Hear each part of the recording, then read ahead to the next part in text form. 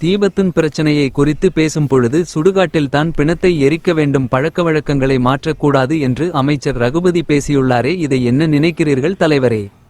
அதாவது வயசாயிருச்சுன்றது கன்ஃபார்மாக இருக்கணும். ஏன்னா எடுத்துக்காட்டு சொல்கிறேன்னு சொல்லிட்டு கோயில் தீபத்தையும் சுடுகாட்டில் எரிக்கப்படக்கூடிய தீபத்தையும் நெருப்பையும் ஒப்பிட்டு பேசக்கூடிய அளவுக்கு நம்ம அமைச்சர் இருக்காருன்னாக்கா அவருக்கு வயசாகிடுச்சு அப்படிங்கிறது தான் உண்மை.